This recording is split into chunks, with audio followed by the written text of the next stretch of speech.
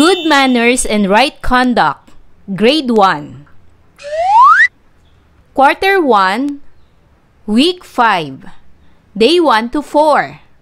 Ang paksa ng ating aralin sa araw na ito ay Sariling Paraan ng Pananalangin, Matatag Curriculum.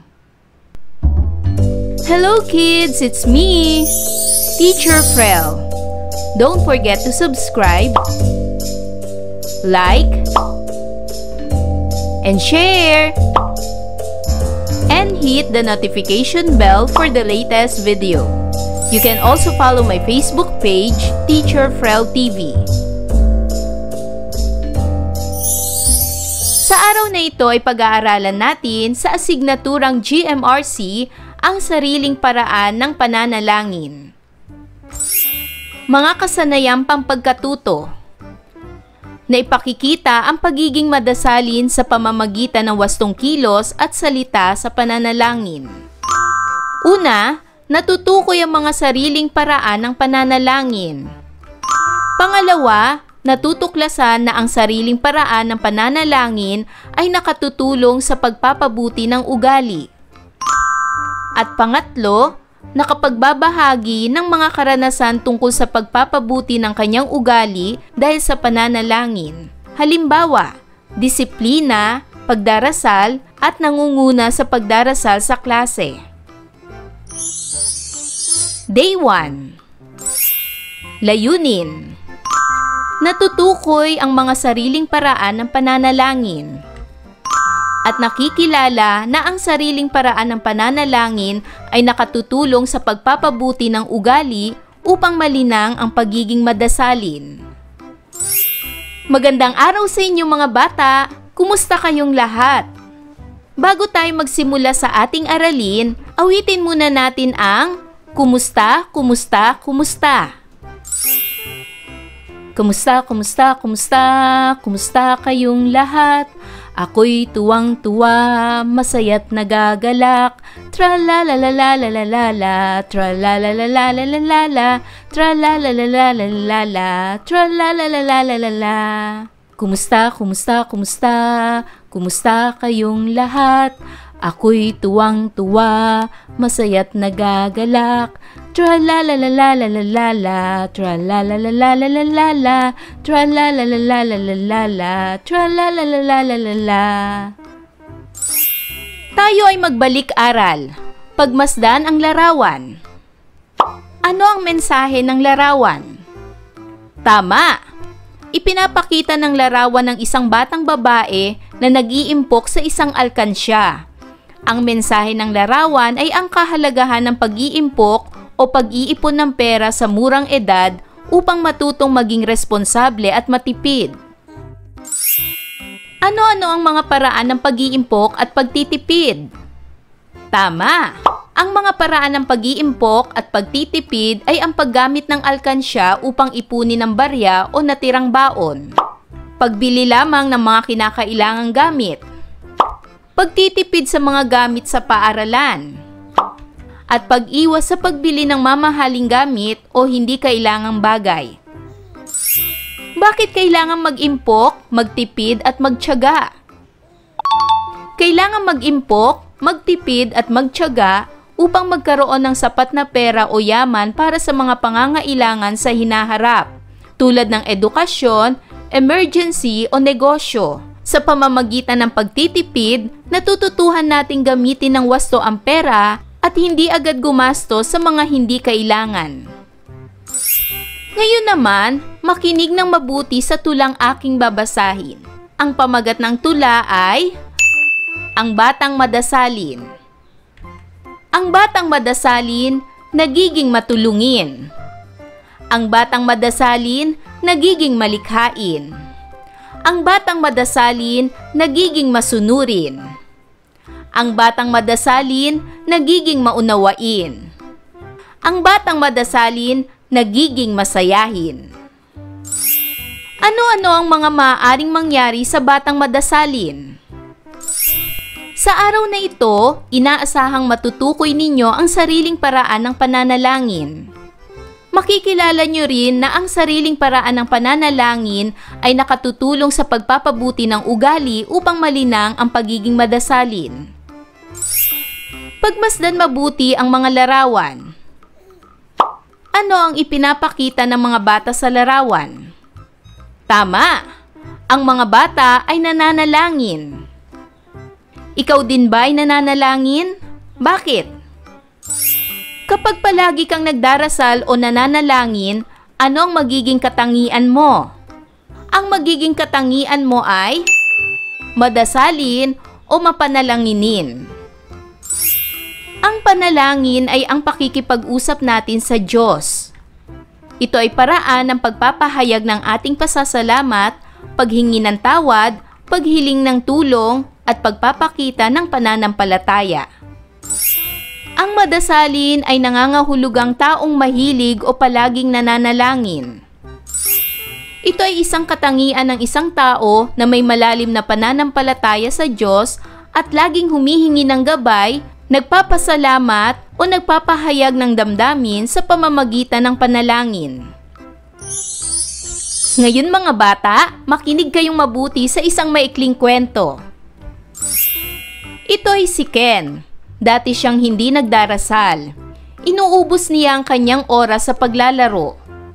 Isang araw, tinanong siya ng kanyang nanay kung ano ang pangarap niya. Sinabi niya na nais niyang maging guro. Makakamit mo yan kung magiging madasalin ka, sabi ng kanyang nanay.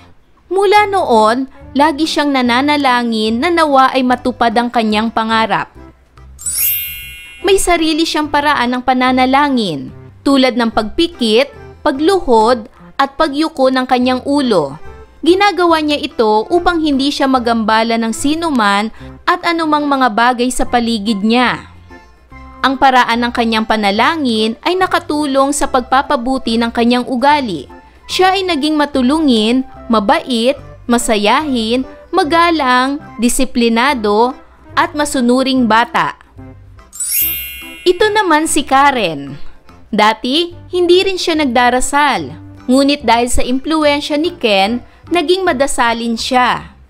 2 beses siyang manalangin sa isang araw. Hindi niya hinahayaang lumipas ang isang araw na hindi siya nakakapagdasal. Kanyang ipinipikit ang kanyang mga mata at iniyuyuko ang ulo, tanda ng pagpapakumbaba sa Diyos. Dahil sa katangian niyang ito, siya ay naging matulungin, mabait, magalang, masayahin, disiplinado, at masunuring bata. Ngayon ay sagutin ang mga sumusunod na tanong. Para sa unang katanungan, ano ang mensahe ng kwento? Ang mensahe ng kwento ay ang pagiging madasalin na nakatutulong sa pagbabago ng ugali at pagkamit ng mga pangarap. Ipinapakita rin dito na ang pananalangin ay nagbibigay ng gabay upang maging mabuting tao at inspirasyon para sa iba. Pangalawang tanong, paano ang paraan ng pananalangin ni Ken at Karen? Tama! Si Ken ay nananalangin sa pamamagitan ng pagpikit ng mata, pagluhod at pagyuko ng ulo upang mapanatili ang kanyang konsentrasyon at hindi siya magambala. Si Karen naman ay nananalangin 2 beses sa isang araw. Ipinipikit ang mga mata at iniyuyuko ang ulo bilang tanda ng pagpapakumbaba sa Diyos. Paano kayo nananalangin? Bakit kailangan nating manalangin? Ano ba ang naidudulot nito sa iyo? Pakinggan ang isang tula na aking babasahin. Tukuyin ninyo ang mga magiging katangian ng isang batang madasalin. Ang pamagat ng tula ay Ang Batang Madasalin. Ang batang madasalin nagiging matulungin. Ang batang madasalin nagiging malikhain. Ang batang madasalin nagiging masunurin. Ang batang madasalin nagiging maunawain. Ang batang madasalin nagiging masayahin. Ano-ano ang nagiging ugali at katangian ng madasalin? Tama! Ayon sa tulang ating binasa, ang batang madasalin ay nagiging matulungin, malikhain, masunurin, maunawain, at masayahin. Paano kayo nananalangin? Bakit kayo nananalangin? Para sa gawaing ito, itaas ang kanang kamay kung sariling paraan ang panalangin na sasabihin ko at kaliwang kamay kung hindi. Una, nakapikit. Pangalawa, araw-araw na nananalangin. Pangatlo, nakaluhod. Pang-apat, nakayuko. Panglima, nakasubsob ang ulo. Pang-anim, nakadapa. Pangpito, taimtim na nananalangin. Pangwalo, mahinang boses. Pangsyam, mula sa puso. At pangsampu, nagpapasalamat. Ang mga ito ba ay sariling paraan ng panalangin o hindi? Para sa aking palagay, ang mga sumusunod ay sariling paraan ng pananalangin. Tandaan, ang panalangin ay ang pakikipag-usap natin sa Diyos. Ito ay paraan ng pagpapahayag ng ating pasasalamat, paghingi ng tawad, paghiling ng tulong, at pagpapakita ng pananampalataya. Ang madasalin ay nangangahulugang taong mahilig o palaging nananalangin. Ito ay isang katangian ng isang tao na may malalim na pananampalataya sa Diyos at laging humihingi ng gabay, nagpapasalamat o nagpapahayag ng damdamin sa pamamagitan ng panalangin. Ngayon naman, makinig ng mabuti sa bawat pangungusap na aking babasahin. Isulat sa inyong sagutang papel ang letrang T kung tama ang ipinahayag at M kung mali. Unang bilang, tuwing gumigising si Ana ay lagi siyang nananalangin. Nag-aalay siya ng pagpapasalamat at humihingi din ng gabay at tulong sa dakilang lumikha. Ito ba ay tama o mali? Magaling! Ito ay tama. Pangalawa, si Miko ay isang Muslim. Laman ng kanyang panalangin ay ang lubos na pagpapasalamat kay Allah. Ito ba ay tama o mali? Magaling! Ang pangungusap ay tama. Pangatlo, bago kumain ay nagdarasal si Mika bilang pasasalamat sa mga biyayang kanyang tinatanggap. Ito ba ay tama o mali? Magaling! Ito ay tama.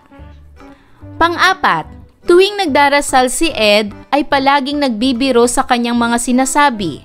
Ito ba ay tama o mali? Magaling! Ito ay mali. Dahil hindi dapat nagbibiro habang nagdarasal. Panglima, mataimtim na nananalangin sa Diyos si May. Humihingi siya ng kapatawaran sa kanyang mga pagkakamali at paggabay sa araw-araw. Ito ba ay tama o mali? Magaling! Ito ay tama. Day 2. Layunin. Una, naiisa-isa ang mga sariling paraan ng pananalangin. Pangalawa, naiuugnay na ang sariling paraan ng pananalangin ay nakatutulong sa pagpapabuti ng ugali upang malinang ang pagiging madasalin. Magandang araw sa inyong mga bata! Kumusta kayong lahat? Bago tayo magsimula sa ating aralin, awitin muna natin ang Kung Ikaw ay Masaya. Handa na ba kayong umawit? Kung ikaw ay masaya, tumawa ka, ha ha ha. Kung ikaw ay masaya, tumawa ka, ha ha ha. Kung ikaw ay masaya, buhay mo ay sisigla. Kung ikaw ay masaya, tumawa ka, ha ha ha. Kung ikaw ay masaya, tumawa ka, ha ha ha. Kung ikaw ay masaya, tumawa ka, ha ha ha. Kung ikaw ay masaya, buhay mo ay sisigla. Kung ikaw ay masaya, tumawa ka, ha ha ha. Tayo ay magbalik-aral. Bigkasin muli ang tula. Ang batang madasalin. Ang batang madasalin, nagiging matulungin.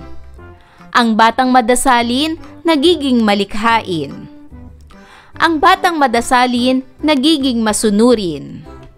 Ang batang madasalin, nagiging maunawain.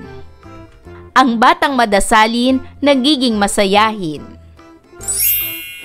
Ano ang nangyayari sa batang madasalin? Suriing mabuti ang mga larawan at sagutin ang sumusunod na mga tanong. Ito ang unang larawan, pangalawang larawan, pangatlong larawan, pang-apat na larawan, pang-limang larawan, at pang-anim na larawan. Suriing mabuti ang mga larawan. Paano kayo nananalangin? Katulad ba ng mga batang ito? Isa-isahin ang mga paraan ng iyong panalangin. Sa araw na ito, inaasahang maiisa-isa ninyo ang sariling paraan ng pananalangin. At maiuugnay na ang sariling paraan ng pananalangin ay nakatutulong sa pagpapabuti ng ugali upang malinang ang pagiging madasalin. Basahin natin ang mga salitang pang-uri na naglalarawan ng paraan ng pananalangin. Gaya ng salitang taimtim, gaya ng salitang madasalin, nakapikit, nakaluhod, at nakadapa. Ang mga salitang ito ay naglalarawan ng pananalangin. Alam ba ninyo na may iba't ibang paraan ng pananalangin? Narito ang ilan sa mga paraan ng pananalangin, gaya ng nakapikit, nakaluhod, nakadapa, at taimtim. Ang mga ito ay ilan sa mga paraan ng pananalangin. Sino sa inyo na kapag nananalangin ay nakapikit? Sino sa inyo na kapag nananalangin ay nakaluhod? Sino sa inyo na kapag nananalangin ay nakadapa? Sino sa inyo ang taimtim na nananalangin? May iba't ibang paraan ng panalangin. Kagaya ninyo, kayo ay may iba't ibang paraan ng pakikipag-usap sa Diyos. Kay Allah, kung saan ito ang Diyos ng mga Muslim o sa dakilang lumikha. Paano ka nakikipag-usap sa Diyos? Kay Allah, Diyos ng mga Muslim o sa ating dakilang lumikha. Alalahanin nating muli ang ating kwento kahapon. Anong natutuhan ninyo sa ating kwento? Narito ang halimbawang sagot. Natutuhan ko na mahalaga ang pananalangin sa araw-araw. Ang pagiging madasalin ay tumutulong upang matupad ang ating mga pangarap at maging mabuti tayong tao. Bakit mahalaga ang pagiging madasalin? Narito ang halimbawang sagot. Mahalaga ang pagiging madasalin dahil ito ay paraan ng pakikipag-usap sa Diyos. Sa pananalangin, humihingi tayo ng gabay, nagpapasalamat, at humihiling ng tulong sa oras ng pangangailangan. Paano ipinakita ni Ken at Karen ang pagiging madasalin? Ito ay ayon sa kwento na ating binasa kahapon. Narito ang posibleng sagot. Ipinakita ni Ken ang pagiging madasalin sa pamamagitan ng pagyuko at pagluhod upang manalangin ng taimtim.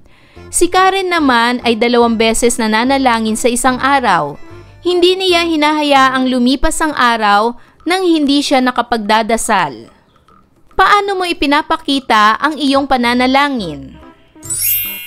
Narito ang mga paraan ng pananalangin ni Ken at Karen. Una, nakapikit. Pangalawa, nakayuko. Pangatlo, nakaluhod. Pang-apat, taimtim na nananalangin. At pang-5, araw-araw na nananalangin. Ganito rin ba kayo manalangin, mga bata? Paano kayo nananalangin? Ano-ano ang naitutulong sa inyo ng pagiging madasalin?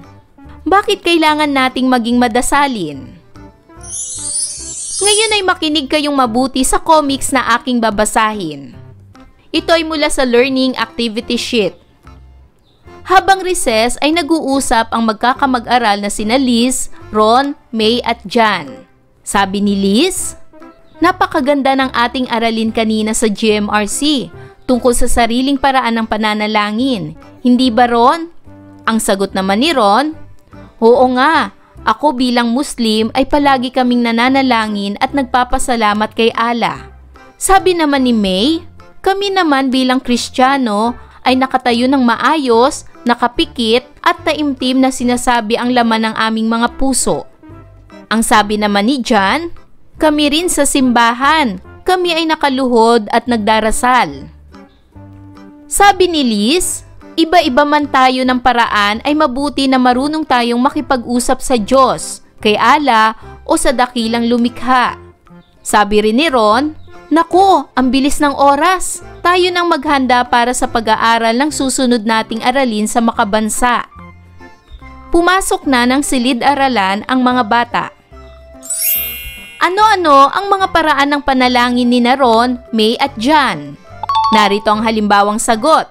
Si Ron, bilang Muslim ay palaging nananalangin at nagpapasalamat kay Allah. Si May, bilang Kristiyano, ay nakatayo ng maayos, nakapikit, at taimtim na sinasabi ang laman ng kanyang puso. At si John ay laging nakaluhod at nagdarasal sa simbahan. Paano naman ang paraan ng inyong panalangin? Para naman sa pangkatang gawain, isadula ninyo ang nailahad na pag-uusap ni Liz, Ron, May at John. Bawat pangkat ay may tigli-5 miyembro. Isadula ang binasang comics. Magsanay sa loob ng 5 minuto. Bawat pangkat ay magsasadula ng 3 minuto. Mula sa inyong dula-dulaan, ano-ano ang mga paraan ng panalangin na inyong natutuhan? Tandaan na ang sariling paraan ng panalangin na laging ginagawa ay nalilinang sa pagiging madasalin. Para naman sa gawaing ito, iguhit sa iyong sulatang papel ang masayang mukha kung tama at malungkot na mukha kung mali ang pahayag. Para sa unang bilang, mahalaga para kay Ken ang sariling panalangin upang malinang ang pagiging madasalin. Ito ba'y masayang mukha o malungkot na mukha? Magaling! Ito ay masayang mukha. Pangalawang bilang, binibiro ni Max ang mga sinasabi at hindi taos-puso ang kanyang pagdarasal. Ito ba'y masayang mukha o malungkot na mukha? Tama, ito ay malungkot na mukha. Pangatlo, nakapikit at taimtim na nananalangin si Liz, kaya matatag ang kanyang pag-asa sa buhay. Ito ba'y masayang mukha o malungkot na mukha? Tama, ito ay masayang mukha. Pang-apat, naglalaro si Ben habang nananalangin at hindi inuunawa ang sinasabi ng nangunguna sa panalangin. Ito ba ay masayang mukha o malungkot na mukha? Tama, ito ay malungkot na mukha. At panglima, nakaluhod na nagdarasal si John at nagpapasalamat sa mga biyayang kanyang natatanggap. Ito ba ay masayang mukha o malungkot na mukha? Tama, ito ay masayang mukha. Ngayon naman ay bigkasin muli ang tula. Ang batang madasalin. Ang batang madasalin, nagiging matulungin. Ang batang madasalin, nagiging malikhain. Ang batang madasalin, nagiging masunurin. Ang batang madasalin, nagiging maunawain. Ang batang madasalin, nagiging masayahin. Day 3. Layunin. Nakapagbabahagi ng mga karanasan tungkol sa pagpapabuti ng kanyang ugali dahil sa pananalangin. Halimbawa, disiplina, pagdarasal, nangunguna sa pagdarasal sa klase. At naipaliliwanag na ang sariling paraan ng pananalangin ay nakatutulong sa pagpapabuti ng ugali upang malinang ang pagiging madasalin. Magandang araw sa inyo mga bata! Kumusta kayong lahat? Bago tayo magsimula sa ating aralin, awitin muna natin ang Kumusta ka, halina't magsaya. Handa na ba kayong umawit? Kumusta ka, halina't magsaya. Pumalakpak, pumalakpak, ituro ang paa. Padyak sa kanan, padyak sa kaliwa. Umikot ka't humanap ng iba. Kumusta ka, halina't magsaya. Pumalakpak, pumalakpak, ituro ang paa. Padyak sa kanan, padyak sa kaliwa. Umikot ka't humanap ng iba. Tayo ay magbalik-aral. Pagbigkas ng tula. Bigkasin muli natin ang tulang ito, ang batang madasalin. Ang batang madasalin, nagiging matulungin. Ang batang madasalin, nagiging malikhain. Ang batang madasalin, nagiging masunurin. Ang batang madasalin, nagiging maunawain. Ang batang madasalin, nagiging masayahin. Basahin naman natin ngayon ang bagong tula na may pamagat na Sariling Paraan ng Pananalangin. Sariling Paraan ng Pananalangin. Kung ako'y mananalangin, isang tahimik na lugar aking pipiliin. Ako ay luluhod, ulo ko'y iyuyukod, mata ko'y ipipikit, hiling ko'y ilalapit. Upang dinggin, taos-puso akong mananalangin. Ngayon ay sagutin ang mga sumusunod na tanong ayon sa tulang ating binasa. Unang katanungan, ano-anong mga sariling paraan ng pananalangin ang nabanggit sa tula? Tama! Ang mga sariling paraan ng pananalangin na nabanggit sa tula ay pipiliin niya ang isang tahimik na lugar. Siya ay luluhod. Iyuyuko ang ulo. Ipipikit ang mata. Ilalapit ang hiling, at taos-pusong mananalangin. Pangalawang katanungan, kailan kayo nananalangin? Bakit ninyo ito ginagawa? At para naman sa pangatlong katanungan, paano kayo nananalangin? Sa araw na ito, inaasahang maibahagi ninyo ang sariling paraan ng pananalangin. At may paliwanag na ang sariling paraan ng pananalangin ay nakatutulong sa pagpapabuti ng ugali upang malinang ang pagiging madasalin. Basahin ang kahulugan ng mga salita at gamitin natin ito sa pangungusap. Ang unang salita ay disiplina. Ang disiplina ay tungkol sa pagsunod sa mga alituntunin, patakaran at mga gawi na nagtuturo ng tamang pag-uugali. Halimbawang pangungusap, pinalaking may disiplina si Joanna ng kanyang mga magulang. Ang sumunod naman na salita ay malinang ang pagiging madasalin. Ibig sabihin nito ay lalo pang mapabuti, mapaigting ang pagdarasal o pananalangin. Halimbawang pangungusap, ang ating pastor ay nagtuturo ng salita ng Diyos upang malinang ang pagiging madasalin natin. Basahin muli natin ang bagong tula na may pamagat na sariling paraan ng pananalangin. Kung ako ay mananalangin, isang tahimik na lugar aking pipiliin. Ako ay luluhod, ulo ko'y iyuyukod, mata ko'y ipipikit, hiling ko'y ilalapit. Upang dinggin, taos-puso akong mananalangin. Kayo mga bata, paano kayo nagdarasal? Ano ang paraan ninyo ng pananalangin? Ano ang nalinang na ugali sa inyo ng pagiging madasalin? Puna ng mga patlang upang makumpleto ang kwento sa ibaba. Ako ay si... Isulat ninyo ang inyong pangalan. Halimbawa, ako ay si Alexa, nasa unang baitang. Kapag nagdarasal. Ipinapakita sa larawan ang nakaluhod. Nakaluhod kapag nagdarasal. Nagdarasal ako bago matulog at paggising sa umaga. Ako rin ang namumuno sa aming paaralan. Ang sagot dito ay, ako rin ang namumuno sa pananalangin sa aming paaralan. Dahil sa pagiging madasalin ko, naging batang masipag, matulungin, at masayahin ako. Kapag tayo ay madasalin, lalong bumubuti ang ating mga gawi dahil sa pagtupad at pagsasabuhay ng mga alituntunin ng Diyos, ni Allah o sa dakilang lumikha. Mula sa ating pinag-aralan, paano kayo nananalangin? Ibahagi ang mga karanasan tungkol sa pagpapabuti ng inyong ugali dahil sa pananalangin. Halimbawa, disiplina, pagdarasal, nangunguna sa pagdarasal sa klase. Panuto, puna ng bawat patlang ng tamang salita upang mabuo ang pagbabahagi ng karanasan tungkol sa pagpapabuti ng iyong ugali dahil sa pananalangin. Magbibigay ako sa inyo ng mga halimbawang sagot. Ako ay si... Isulat ang inyong pangalan. Sumunod, ako ay nasa unang baitang. Nagdarasal ako bago, matulog, at paggising sa umaga.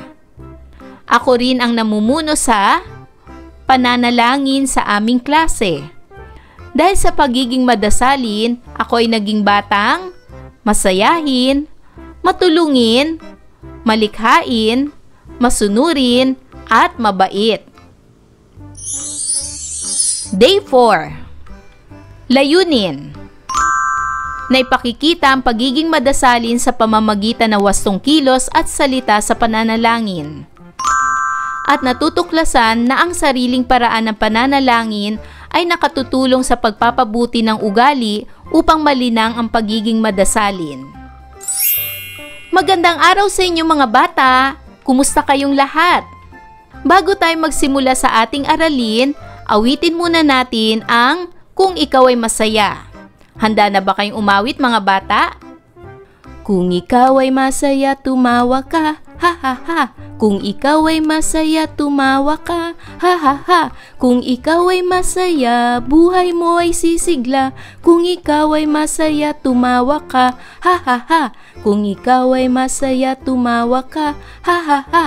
Kung ikaw ay masaya, tumawa ka, ha ha ha. Kung ikaw ay masaya, buhay mo ay sisigla.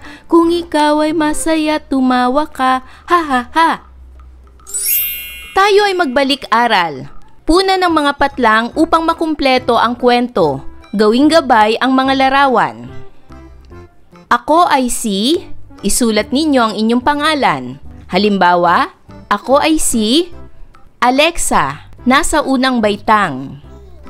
Naka, kapag nagdarasal. Ibig sabihin ayon sa larawan, kapag nagdarasal ay nakaluhod. Nakaluhod kapag nagdarasal. Nagdarasal ako bago, ayon sa larawan, bago matulog at pagkagising sa umaga. Ako rin ang namumuno sa pananalangin sa aming paaralan. Dahil sa pagiging madasaling ko, naging batang, masipag, matulungin, at masayahin ako. Masdan ang bawat larawan. Ano ang nakikita nyo sa larawan? Ano-ano ang mga katangian ng mga nasa larawan? Ano-ano ang wastong kilos at gawin ng isang madasalin?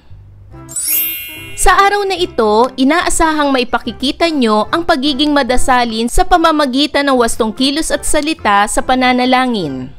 At matutuklasan na ang sariling paraan ng pananalangin ay nakatutulong sa pagpapabuti ng ugali upang malinang ang pagiging madasalin.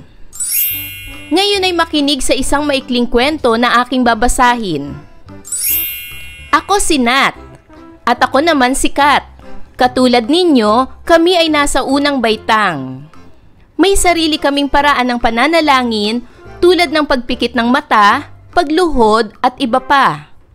Napakalaki ng naitulong nito sa aming dalawa.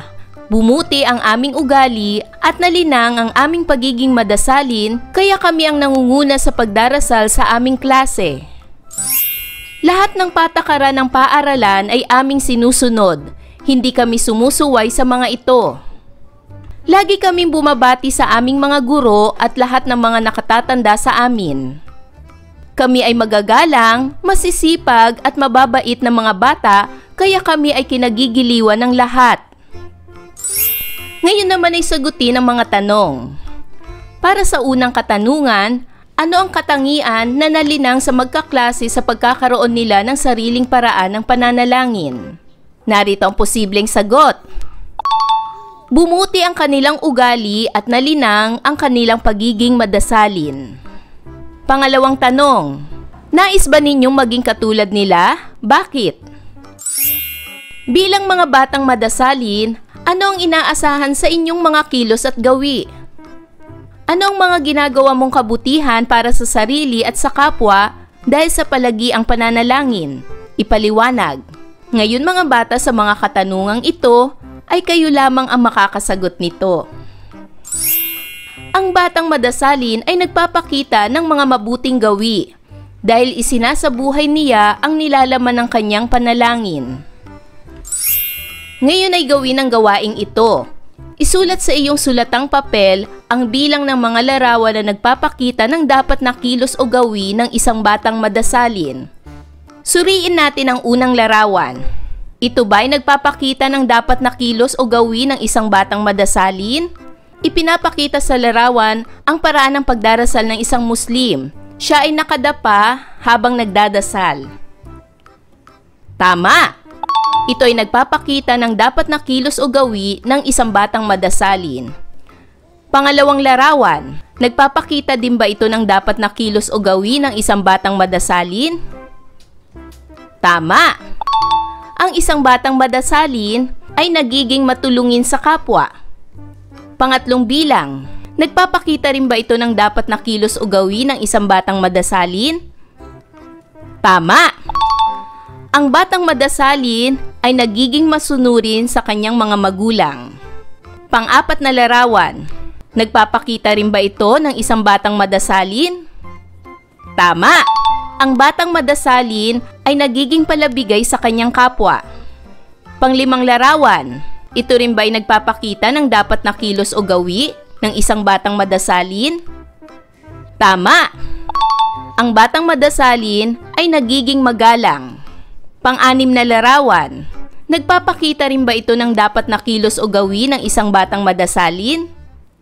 Tama! Ang batang madasalin ay nagiging masipag. At sa pampitong larawan, nagpapakita ba ito ng dapat na kilos o gawi ng isang batang madasalin? Tama! Ito ay hindi nagpapakita ng dapat na kilos o gawi ng isang batang madasalin. Dahil sa larawang ito, ipinapakita ang pagiging masungit ng bata. Mula sa ating pinag-aralan, ano-ano ang mga wastong kilos o gawi ng isang batang madasalin? Paano nakatutulong ang pananalangin sa pagpapabuti ng ugali? Ngayon naman ay gawin ang gawaing ito. Isulat sa iyong sagutang papel ang letra ng tamang sagot. Unang bilang, may nakitang nakakalat na balat ng candy sa loob ng inyong silid-aralan. Ano ang iyong gagawin?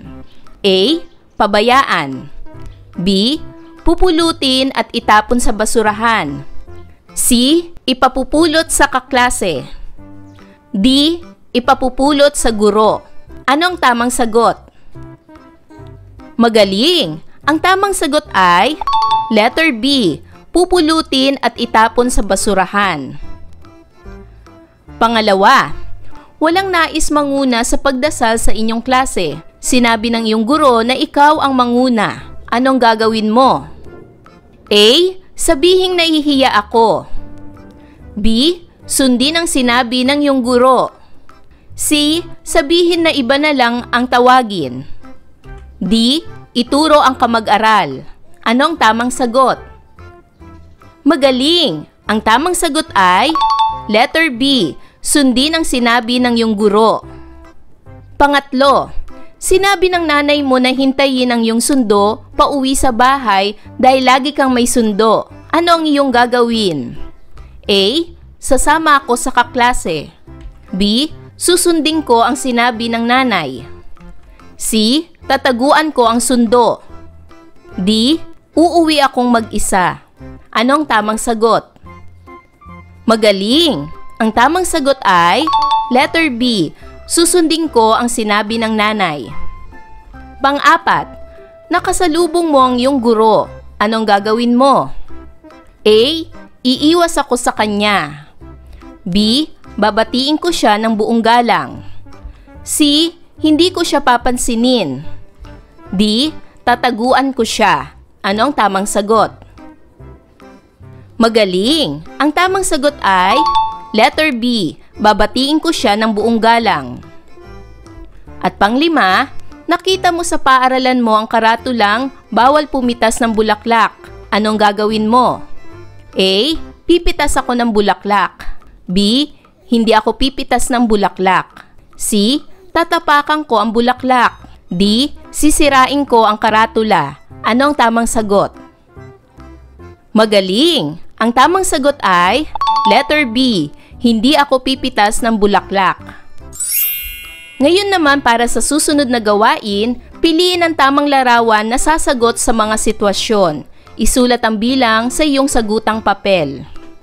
Una, dumating ang lola mo. Alin sa mga larawan ang gagawin mo? A. Magmamano. B. Maglilinis ng bahay. C. Magsusungit. Ano ang tamang sagot? Magaling! Ang tamang sagot ay letter A. Magmamano. Pangalawa, nakahanda na ang hapag. Kakain na kayo para sa tanghalian. Alin sa mga sumusunod na larawan ang dapat mong gagawin? A. Magiging masaya. B. Kakain na agad. C. Mananalangin muna. Ano ang tamang sagot? Magaling! Ang tamang sagot ay letter C. Mananalangin muna. Ayan mga bata, naunawaan niyo ba ang ating aralin sa araw na ito? Kung ganon, magaling! Mga bata, sana'y marami kayo natutunan sa ating aralin. Hanggang sa susunod na video lesson, paalam! Thanks for watching!